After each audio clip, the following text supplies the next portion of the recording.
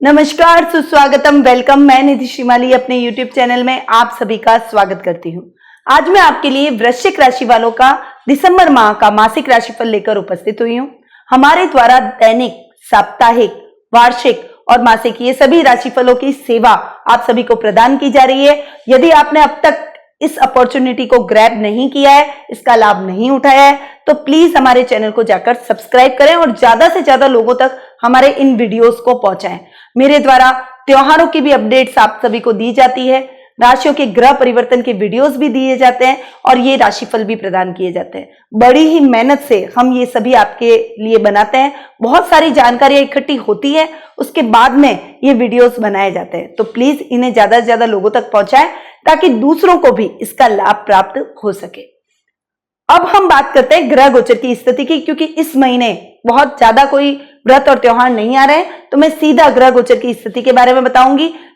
इस महीने सूर्य ग्रह की बात करते हैं तो वो वृश्चिक राशि में वर्तमान में विराजित है और 16 दिसंबर को वे वृश्चिक राशि से धनु राशि में प्रवेश करेंगे। बुध ग्रह जो कि वर्तमान में तुला राशि में विराजमान है और 5 दिसंबर को वे तुला राशि से वृश्चिक राशि में और 25 दिसंबर को वे वृश्चिक राशि से धनु राशि में प्रवेश करेंगे। यानी इस महीने बुध का 2 बार राशि परिवर्तन हो रहा है।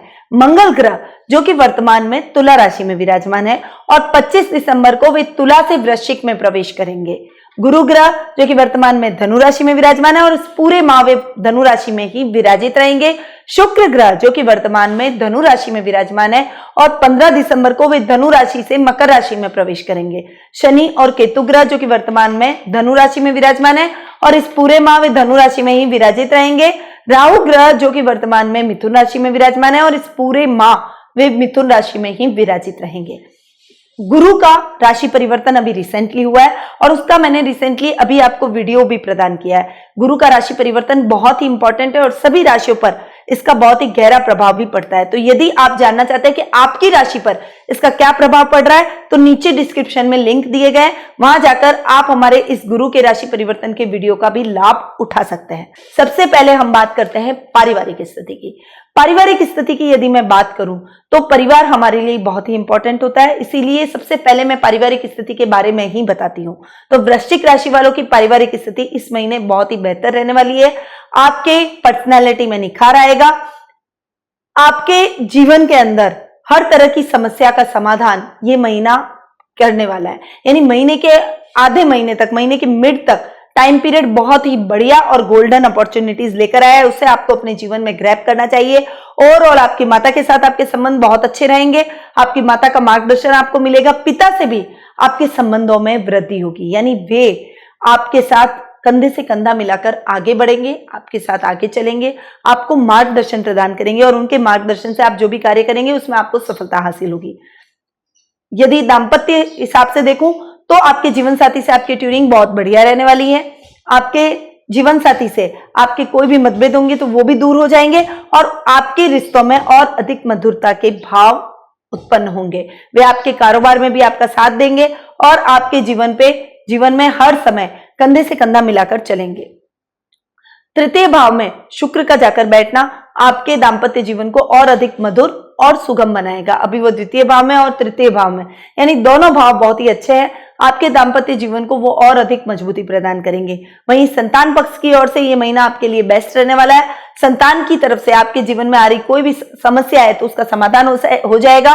संतान यदि अभी अपने लक्ष्य से भटकी हुई है तो वो अपने लक्ष्य को, यानी फिर से ट्रैक पर आ जाएगी उसकी गाड़ी और वो अपने लक्ष्य की तरफ बढ़नी शुरू हो जाएगी। परंतु उसके लिए आपको अपनी संतान को मार्गदर्शन प्रदान करना पड़ेगा। उसके साथ बैठिए, टाइम एक्सपेंड कीजिए और उसे मार्गदर्शन यदि आप देते हैं तो जल्दी ही वो अपने लक्ष्य को प्राप्त करेगी और आपको गौरवान्वित महसूस करवाएगी। यानी ओवरऑल ये महीना आपके लिए सामाजिक मान प्रतिष्ठा में वृद्धि का, यश कीर्ति में वृद्धि का, माता पिता के साथ अच्छा जाने वाला है। भाई बहनों के साथ ट्यूनिंग बहुत बढ़िया रहने वाली है। जीवन साथी आपका हर कदम सहयोग करेंगे और संतान की तरफ से आपकी सभी चिंताओं का समाधान हो जाएगा। और जब हम पारिवारिक दृष्टि से इस प्रकार की बेहतर स्थितियां प्राप्त करते हैं तब हमारे जीवन में आ रही हर समस्या का समाधान हम ढूंढ ही लेते हैं। अब बात करते हैं जीवन साथी और प्रेम प्रसंगों की। यदि डीपली मैं बात करूं जीवन साथी और प्रेम प्रसंगों की, तो ये ओवरऑल महीना आपके लिए बेहतर जाने वाला है। महीने के मिड लास्ट को यदि अपन छोड़ दें तो थोड़ी सी उस समय खींचतान या छोटा मोटा कुछ वाद विवाद आपके जीवन साथी के साथ हो सकता है, बट ओवरऑल ये महीना आपके लिए बहुत ही बेहतर परिणाम लेकर आया। आपके जीवन साथी के साथ आपकी ट्यूनिंग बहुत बेहतर रहने वाली है। वो आपके साथ हर समय कदम से कदम मिलाकर चलेंगे, आपके कारोबार में भी आपकी हेल्प करेंगे और आपके रिश्तों को सुधारने में और उनको सहेजने में भी वो आपकी मुख्य भूमिका में रहेंगे। आपके जीवन में वो एक बहुत ही बेहद खास इस महीने होने वाले हैं। यानी आप उनसे पूछे बिना कोई भी कार्य अपना नहीं करेंगे, परंतु वे आपको उचित मार्गदर्शन भी प्रदान करेंगे।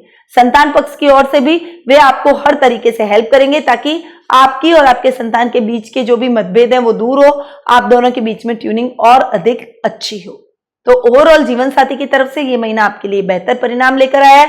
प्रेम प्रसंगों की यदि मैं बात करूं तो प्रेम प्रसंगों में कुछ खींचतान महीने के मिड में मैं देख रही हूं, परंतु महीने के फर्स्ट में और महीने के लास्ट में स्थितियां वापस से सामान्य हो जाएगी और आप सामान्य रूप से अपने प्रेम को आगे ले जा सकते हैं।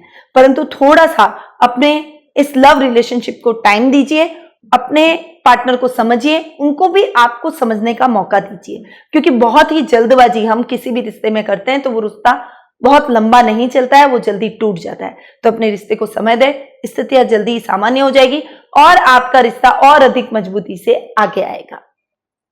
अब बात करते हैं व्यवसाय, कैरियर और नौकरी पेशा व्यक्तियों की। तो नौकरी पेशा व्यक्तियों की यदि मैं बात करूं तो ये महीना आपके लिए ट्रांसफरेबल रहने वाला है। यानी राहु का अष्टम भाव में जाकर बैठना आपको घुमाएगा, यानी ज्यादा से ज्यादा यदि आप ट्रांसफर के आपके योग बन रहे हैं तो आपकी ट्रांसफर होने के पूरे चांसेस इस समय बने हुए हैं। आप मनचाही ट्रांसफर के लिए ट्राई कर सकते हैं। और यदि आप नौकरी में हैं तो आपको किसी प्रोजेक्ट के सिलसिले में कभी एक शहर कभी दूसरे शहर घूमना पड़ सकता है, यानी राहु आपको घुमाने का काम करेगा। अष्टम भाव में राहु का बैठना यही संकेत देता है कि आपको कभी किसी जिम्मेदारी का सामना करना पड़ेगा, परंतु ओवरऑल आपके लिए ये जिम्मेदारियां बेहतर परिणाम लेकर आएगी। भविष्य में आपको इसका अच्छा लाभ मिलेगा, आपका एक्सपीरियंस बढ़ेगा, आपको एक उचित मार्गदर्शन ये टाइम दे जाएगा और आपके अधिकारी वर्ग से भी आपकी ट्यूनिंग बहुत अच्छी रहने वाली है, क्योंकि आप उनके सभी आशाओं पर खरे उतरेंगे। इसीलिए देखिए, हमें जिम्मेदारियां जब मिलती है जब हम उसके काबिल होते हैं, इसीलिए जिम्मेदारियों से न घबराएं। और ये जो घुमाव की स्थिति इस महीने बन रही है, इससे भी आपको अच्छे लाभ की स्थितियां भविष्य में देखने को मिलेगी।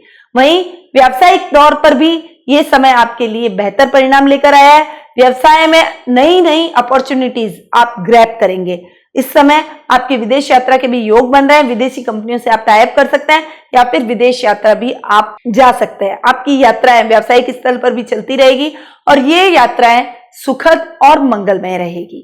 कैरियर की दृष्टि से यदि मैं देखूं तो ये महीना आपके लिए बेहतर परिणाम लेकर आया है।